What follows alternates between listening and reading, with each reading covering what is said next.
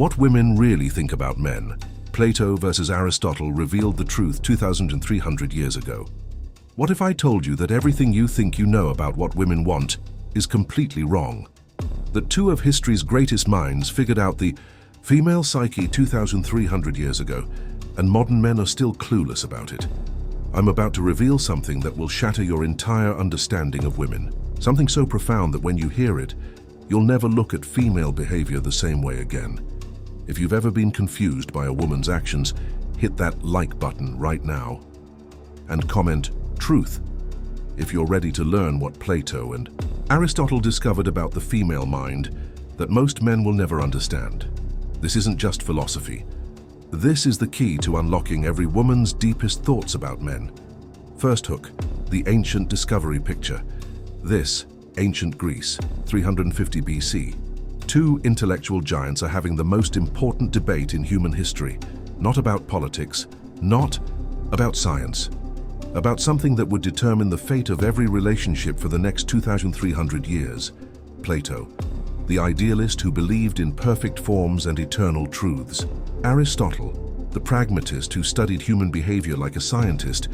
They were arguing about women, specifically what women really think about men when no one is listening. And here's what's crazy. One of them was absolutely right. The other was dangerously wrong. And if you've been following the wrong philosopher's advice, it explains exactly why your relationships have been failing. But which one understood women? And which one has been leading men astray for over 2 millennia? Second hook, the modern confusion before I reveal their discoveries. Let me ask you something. Have you ever experienced this? You treat a woman with respect, kindness, and genuine care. You listen to her problems. You're there when she needs you. You're the perfect gentleman, and she tells you you're such a good friend while she dates the guy who barely texts her back. Or this. You have deep, meaningful conversations with a woman. You connect on an intellectual level. You share your dreams, your fears, your authentic self, and she says she's not ready for a relationship but starts dating someone else 2 weeks later. Sound familiar?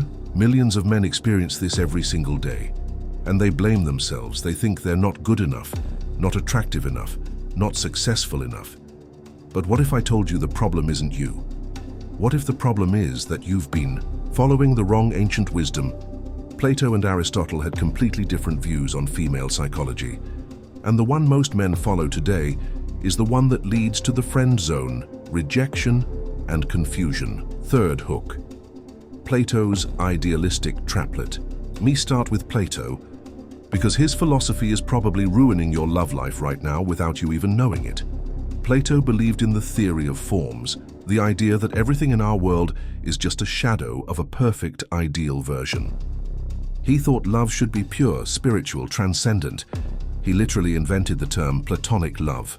According to Plato, the highest form of love between men and women is intellectual and spiritual connection. Physical attraction is base, primitive, a distraction from true connection. Sound familiar? This is where the modern nice guy philosophy comes from. The idea that if you connect with a woman's mind and soul, her body will follow. That deep conversations and emotional intimacy will naturally lead to romantic attraction. Plato taught that women are attracted to men who understand them intellectually, who can engage with their thoughts and feelings on a profound level. And this is exactly why so many good men end up in the friend zone. Because Plato was wrong about women. Catastrophically wrong. He made the fatal mistake of assuming women think like philosophers.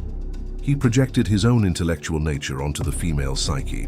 But here's what Plato missed, and what every man needs to understand.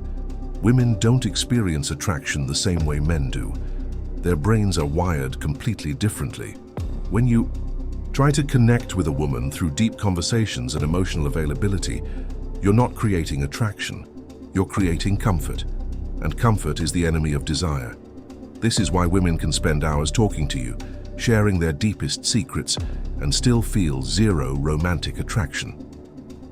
Plato's approach turns you into a therapist, not a lover. Fourth hook, Aristotle's brutal truth.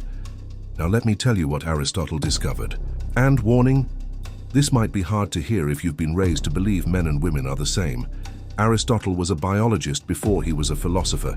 He studied behavior, not just ideas. He observed how humans actually act, not how they should act in an ideal world. And what he observed about women will shock you.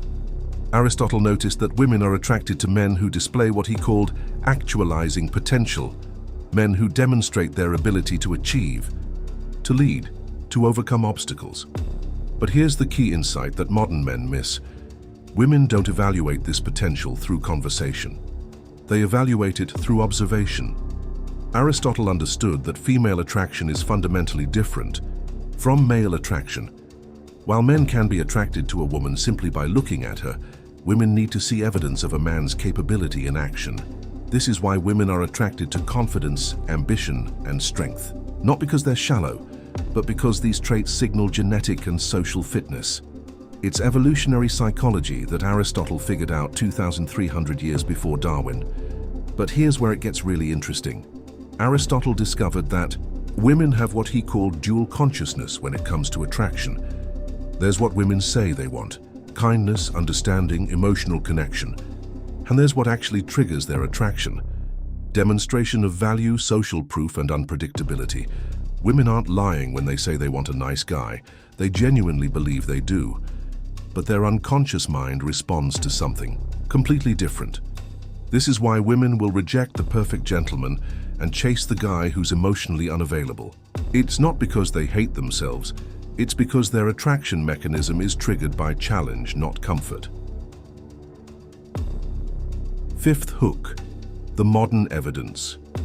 Think I'm wrong? Let's look at the evidence that proves Aristotle was right and Plato was wrong. Study. After study in modern psychology confirms Aristotle's observations. Women are more attracted to men who display confidence and social status than men who display kindness and agreeableness. The bad boy phenomenon isn't a cultural accident. It's biological programming that Aristotle identified centuries ago. Women swipe right on dating apps based on photos that demonstrate status. Expensive cars, travel, social situations. Not photos of men reading books or volunteering at animal shelters. Women are more likely to be attracted to men who are already in relationships.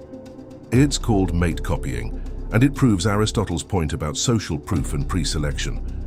Women report higher satisfaction in relationships with men who are slightly less emotionally invested than they are. The moment a man becomes too available, too eager, too accommodating, attraction dies. This isn't misogyny, this isn't pick-up artist manipulation. This is evolutionary psychology that Aristotle understood intuitively. And here's the part that might make you angry. Women know this about themselves. They just don't admit it even to themselves. If this is making sense so far, smash that like button. Comment Aristotle if you're starting to see the truth. And share this with a friend who needs to hear this. Because what I'm about to reveal next will change everything you think you know about dating. Sixth hook, the paradox explained. So why do women say they want one thing but respond to another? Aristotle had an answer for this too, and it's brilliant. He understood that humans have multiple levels of consciousness. There's our rational mind, which thinks it knows what we want. And there's our subconscious mind, which actually drives our behavior. Women's rational minds want security, kindness, and emotional connection because these are safe choices. But their subconscious minds are programmed to be attracted to genetic fitness and social dominance. This creates what Aristotle called the paradox of female choice. Women are simultaneously attracted to and repulsed by the same traits. They want a man who's strong enough to protect them, but gentle enough not to hurt them. Confident enough to lead, but caring enough to consider their feelings. Successful enough to provide, but humble enough not to be arrogant. The men who understand this paradox are the ones who succeed with women. They know how to display strength while showing care. They know how to be confident without being cocky. They know how to be unavailable without being distant. But here's what most men don't realize. This isn't about manipulation or games. It's about understanding human nature and working with it instead of against it. When you follow Plato's philosophy, You appeal only to women's rational minds. You make logical sense as a partner, but you don't trigger the emotional and biological responses that create attraction. When you understand Aristotle's insights, you can create both logical appeal and emotional attraction. You become the complete package that women actually want, not just what they think they want. Seventh hook, the practical applications. Oh, how do you apply Aristotle's wisdom in the modern world? How do you avoid Plato's trap while still being a good man? First, understand that being a good man and being an attractive man are not the same thing. You can be both, but you need to express your goodness in ways that create attraction, not just comfort. Instead of trying to connect with women through deep conversation, connect with them through shared experiences. Don't just talk about your dreams. Pursue them actively where she can see. Instead of being immediately available whenever she needs you, have your own life, goals and priorities that sometimes take precedence. This isn't being selfish. It's being attractive. Instead of trying to understand her problems and fix them, be the man she can escape to when life gets overwhelming. Be her adventure, not her therapist. Instead of revealing all your feelings immediately, let her discover your depth gradually. Mystery creates attraction. Transparency creates friendship. This doesn't mean being dishonest or manipulative. It means understanding that attraction follows different rules than friendship. And if you want romantic success, you need to play by attraction's rules. Aristotle understood that women evaluate men differently than they evaluate friends. And if you want to be more than a friend, you need to be evaluated differently. Eighth hook, the evolutionary truth. Here's the part that might blow your mind. Aristotle's observations weren't just philosophical insights, they were evolutionary. Psychology disguised as ancient wisdom. Women's attraction patterns exist for a reason. For thousands of years, women who chose strong, confident, socially successful men were more likely to have children who survived and thrived. The nice guy who put women's needs before his own might have been good for emotional support. But he wasn't the guy who could protect her from threats or provide resources for her children. The man who had his own mission, his own goals, his own life. He was the one who could offer security and status. He was the one whose children would inherit desirable traits. This programming is still active in modern women's brains. Even though we don't live in caves anymore, women are still subconsciously attracted to signs of genetic and social fitness. When you're too eager, too available, too accommodating, you're signaling that you don't have other options, and if you don't have other options, why should she choose you?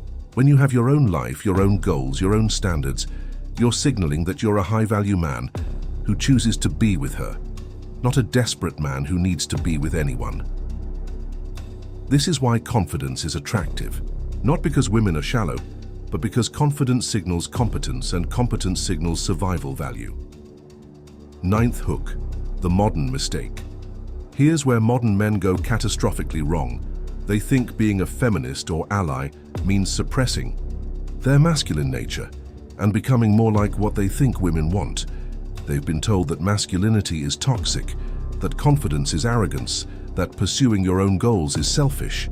So they become overly accommodating, overly emotional, overly available. They think they're being progressive, but they're actually becoming unattractive. Because here's what no one tells you. Women don't want men to become more like women. They want men to become better men. The most successful men with women aren't the ones who abandon their masculine nature.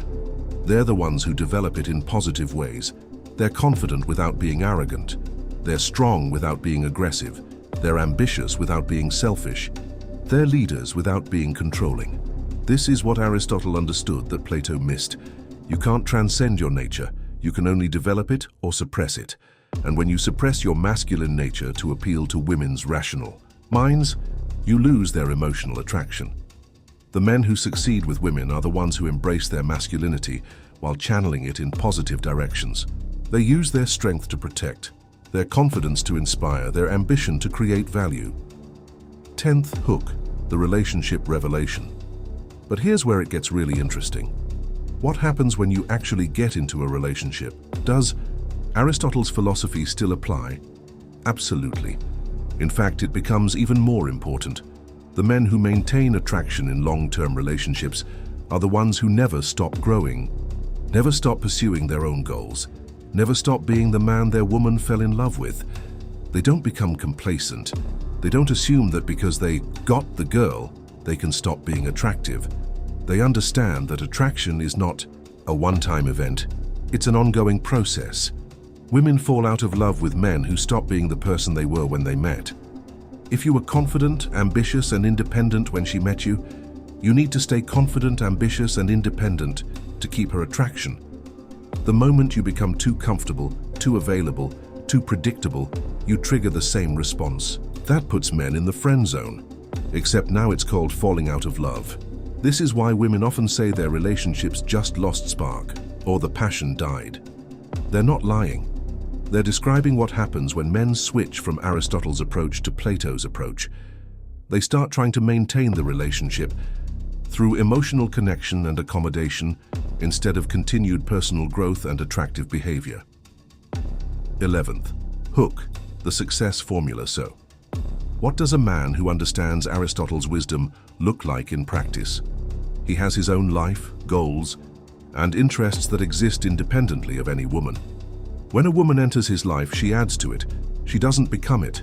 He's kind and caring, but he's not a pushover. He'll help others, but he won't sacrifice his own well-being to do it. He's generous with his time and resources, but he doesn't give them away indiscriminately. He's confident in his own value and doesn't need constant validation from women. He enjoys female company, but he doesn't depend on it for his self-worth. He's emotionally stable and mature, but he's not an emotional dumping ground. He'll listen to problems, but he won't try to fix everything. He's supportive, but he's not a therapist. He has standards and boundaries. He knows what he wants and won't accept less. He's willing to walk away from situations that don't serve him, even if it means being alone. This is the man that women are unconsciously seeking. Not the perfect gentleman who has no backbone, not the bad boy who has no heart, but the integrated man who has both strength and compassion, both confidence and humility. If you want to become this kind of man, hit that like button right now.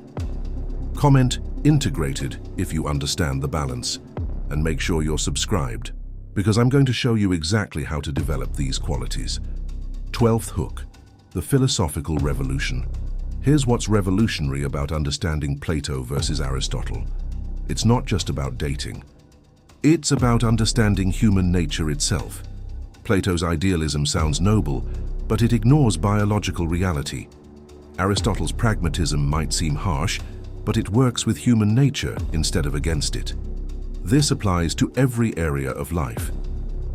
In business, the idealistic approach is to assume everyone will act rationally and ethically.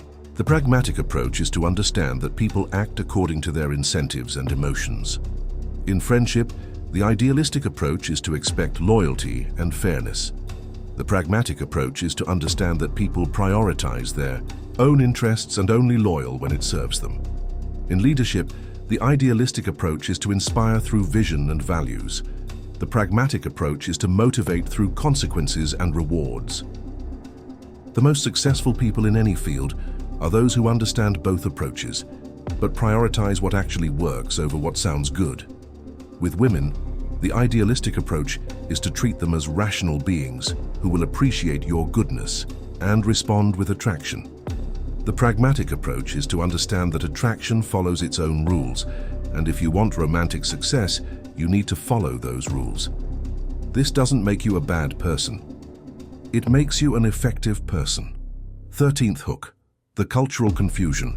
The reason most men are confused about women is that our culture promotes Platonic idealism while ignoring Aristotelian pragmatism. We're told that men and women are the same, that treating women equally means treating them identically, that acknowledging differences is somehow discriminatory. But equality doesn't mean sameness. Men and women can be equal in value while being different in nature, and those differences affect how attraction works. Pretending these differences don't exist doesn't make you progressive. It makes you unsuccessful. The men who succeed with women are the ones who understand and work with these differences, not the ones who pretend they don't exist.